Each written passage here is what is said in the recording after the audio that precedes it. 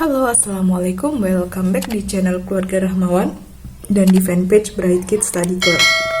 Teman-teman, kita akan melanjutkan membahas buku matematika kurikulum merdeka kelas 6 penerbit Erlangga ini ya.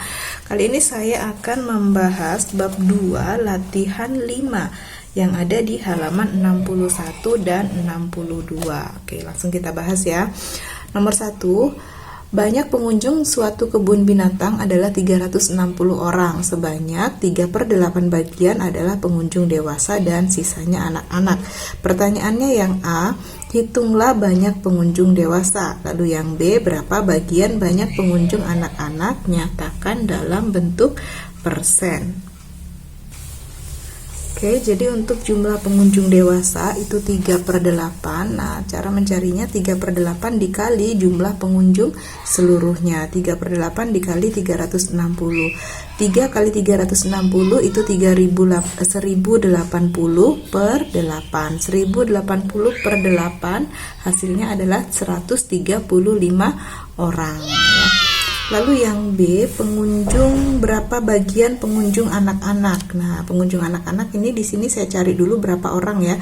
Karena seluruh pengunjung 360 dikurangi pengunjung dewasa 135, berarti pengunjung anak-anak 225. Karena pertanyaannya berapa bagian, jadi kalau utuh itu 1 bagian atau 8/8 dikurangin yang dewasa 3/8 ya. Jadi 8/8 dikurang 3/8 hasilnya adalah 5/8 bagian. Ini untuk yang anak-anak. Lalu nyatakan dalam bentuk persen. Kalau diminta dalam bentuk persen berarti 225 jumlahnya per jumlah seluruhnya 360 dikali 100 persen. 225 dikali 100, 22.500 per 360 hasilnya adalah 62,5% ya. Lalu nomor 2, sebanyak 5/9 bagian dari seluruh siswa SD Maju adalah siswa laki-laki yang berjumlah 125 siswa. Pertanyaannya yang A, berapa jumlah seluruh siswa SD Maju? Lalu yang B, berapa bagian banyak siswa perempuan? Nyatakan dalam bentuk persen. Oke, kita lihat ya, untuk nomor 2 itu 5/9 itu laki-laki dan jumlahnya 125.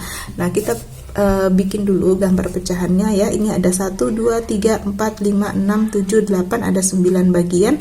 Yang diarsir ada 1, 2, 3, 4, 5. Nah, yang diarsir ini 5/9 anak laki-laki ya. 5/9 itu jumlahnya 125. Berarti 5 kotak ini 125. Kita cari dulu satu kotaknya berapa.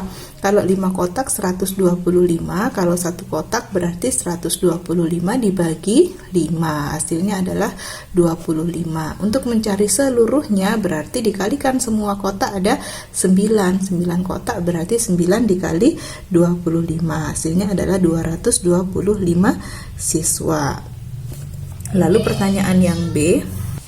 Yang B tadi berapa bagian siswa perempuan dan nyatakan dalam bentuk persen ya. Oke, kita cari dulu berapa jumlahnya. Kalau tadi seluruhnya 225 dikurangi siswa laki-laki 125, berarti siswa perempuan adalah 100 siswa. Karena pertanyaannya berapa bagian, kita akan cari berapa bagian ya.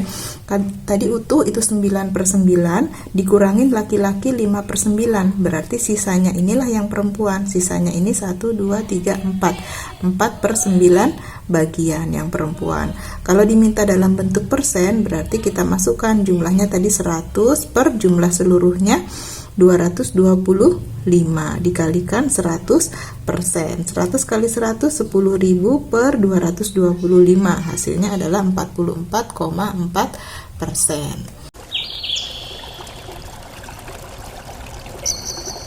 Lalu nomor 3, seorang pekerja dapat mengecat rumah dalam waktu 10 hari dengan anggapan kecepatan kerjanya tetap. Berapa bagian rumah yang dapat dicat dalam waktu 1 hari? Kalau dapat menyelesaikan dalam 10 hari, berarti kalau 1 hari dia menyelesaikan 1/10 atau 0,1 bagian ya. Lalu nomor 4, seorang pekerja dapat menyelesaikan 1/7 bagian dari pekerjaannya dalam waktu 2 hari. Berapa hari pekerja tersebut dapat menyelesaikan seluruh pekerjaannya? Ini juga kita bisa gambar ya. Gambar pecahan 1/7 ya. 1, 2, 3, 4, 5, 6, 7. Benar, ini ada 7 bagian yang diarsir 1. Berarti ini 1/7. 1/7 ini bisa diselesaikan dalam waktu 2 hari. Kalau satu kotak 2 hari, seluruh pekerjaan ini ada berapa kotak? Ada 7 kotak. Kalau 7 kotak berarti 7 kali 2. Berarti dapat diselesaikan dalam waktu 14 hari ya. Kita lanjut ke nomor 5. Pekerja A dapat menyelesaikan pekerjaan mengecat rumah dalam waktu 4 hari. Sementara itu pekerja B dapat menyelesaikan pekerjaan yang sama dalam waktu 6 hari. Berapa hari pekerjaan tersebut akan selesai jika mereka bekerja sama? Untuk menemukan jawabannya, kerjakan soal berikut. Untuk yang A, berapa bagian pekerjaan yang dapat diselesaikan dalam 1 hari oleh pekerja A? Kalau pekerja A tadi bisa selesai 4 hari, berarti dalam 1 hari dia mengerjakan 1/4 bagian ya. Lalu yang B, berapa bagian pekerjaan yang dapat diselesaikan 1 hari oleh pekerja B? Karena pekerja B bisa menyelesaikan 6 hari, berarti dalam 1 hari dia bisa mengerjakan 1/6 bagian. Lalu yang C, berdasarkan soal A dan B, berapa bagian pekerjaan yang dapat diselesaikan dalam waktu 1 hari oleh pekerja A dan B sekaligus? Berarti kita jumlahkan 1/4 ditambah 1/6. Penjumlahan pecahan penyebutnya harus disamakan ya. Disamakan jadi per 12. 4 untuk jadi 12 dikali 3 berarti 1 juga dikali 3. 1 kali 3 hasilnya 3. 6 untuk jadi 12 dikali 2 berarti 1 juga dikali 2 hasilnya 2. 3/12 ditambah 2/12, 3 tambah 2 5. 5/12 bagian ini 1 hari ya. Next, halaman berikutnya yang bagian D. Berdasarkan soal C, berapa hari yang diperlukan untuk menyelesaikan pekerjaan tersebut jika pekerja A dan B bekerja sama?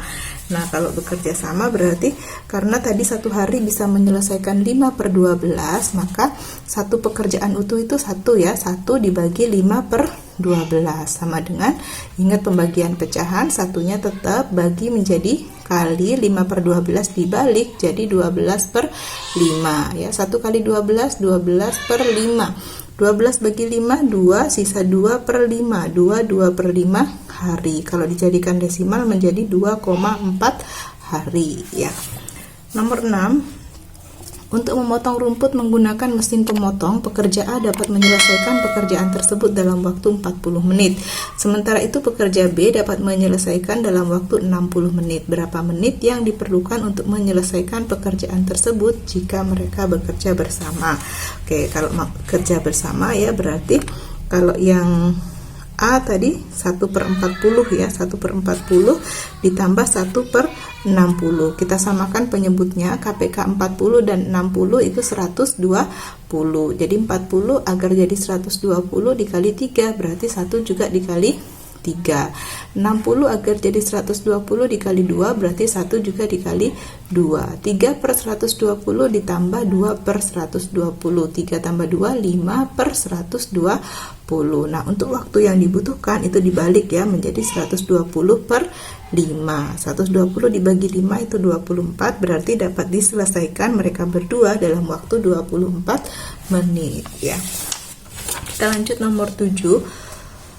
Suatu kolam renang dapat diisi penuh dalam waktu 6 jam, akan tetapi ada kebocoran di kolam tersebut dan kolam yang terisi penuh akan kosong dalam waktu 8 jam. Berapa lama waktu yang diperlukan untuk mengisi kolam sampai penuh jika kebocoran belum diperbaiki? Untuk menemukan jawabannya, kerjakan soal berikut. Yang A, dalam 1 jam berapa bagian kolam terhadap kolam penuh yang dapat diisi? Lalu yang karena dapat diisi penuh dalam waktu 6 jam, berarti kalau dalam waktu 1 jam itu yang dapat diisi adalah 1/6 ya. Lalu yang B, dalam 1 jam berapa bagian kolam terhadap kolam penuh banyak air yang keluar karena bocor, karena akan kosong dalam waktu 8 jam, berarti dalam 1 jam akan keluar sebanyak 1/8. Lalu yang C, berdasarkan soal A dan B, jika kolam diisi saat kebocoran masih terjadi, berapa bagian kolam terhadap kolam penuh yang akan terisi dalam waktu 1 jam? Nah, berarti kita cari KPK 6 dan 8 itu adalah 24, berarti dalam waktu 1 jam itu 1/24. Lalu yang D, berapa jam waktu yang diperlukan untuk mengisi kolam sampai penuh jika kebocoran masih terjadi?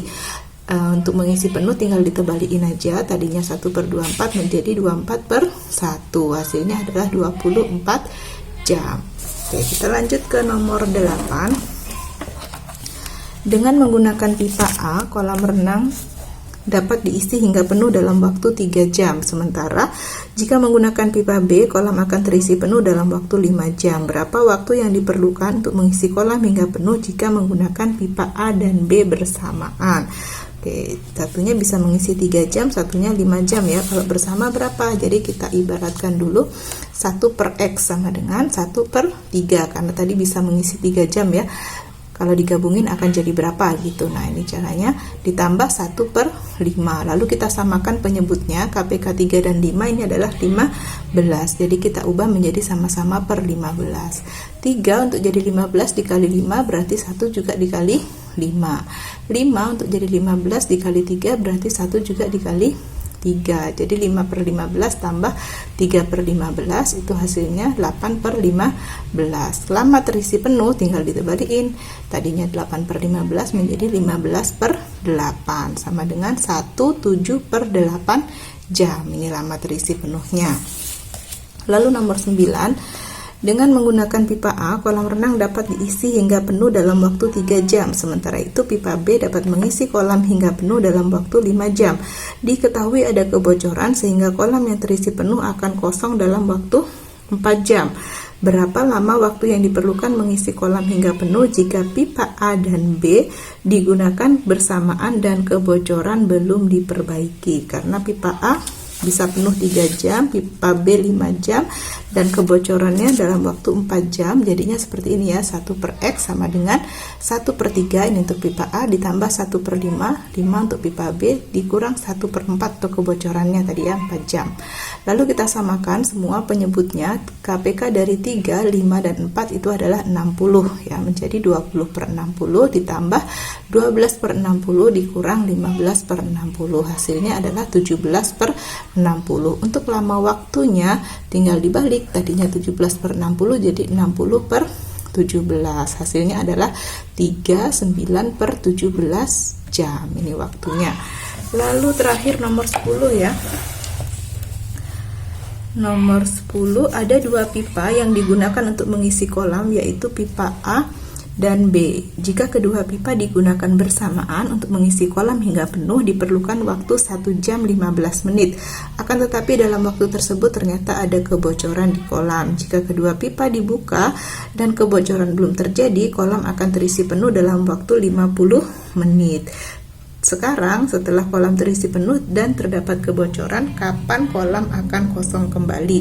Ya, jadi tadi untuk penuh itu 1 jam 15 menit ya. 1 jam 15 menit itu adalah 75 menit. Maka untuk terisi penuh itu 50 menit ya. Berarti 1/X sama dengan 1/50 dikurang 1/75. Nah, kita samakan penyebutnya, KPK 50 dan 75 itu adalah 150. 1/50 diubah menjadi 3/150, 1/75 diubah menjadi 2/150. 3/150 dikurang 2/150 hasilnya 1/150. Untuk lama waktu biasa kita kebalikin ya, tadinya 1/150 menjadi 150/1, hasilnya adalah 150 menit atau 2,5 atau 2,5 jam ya. Oke, cukup panjang pembahasan kita kali ini ya. Latihan 5 halaman 61 sampai 63 ya. Semoga video ini bisa membantu teman-teman mengerjakan PR, tugas sekolah ataupun belajar secara mandiri di rumah ya. Jangan lupa untuk like, comment, subscribe, dan juga share ke teman-teman yang lain ya. Mohon maaf jika ada kekurangan. Thank you for watching. Sampai jumpa di video berikutnya. Bye bye.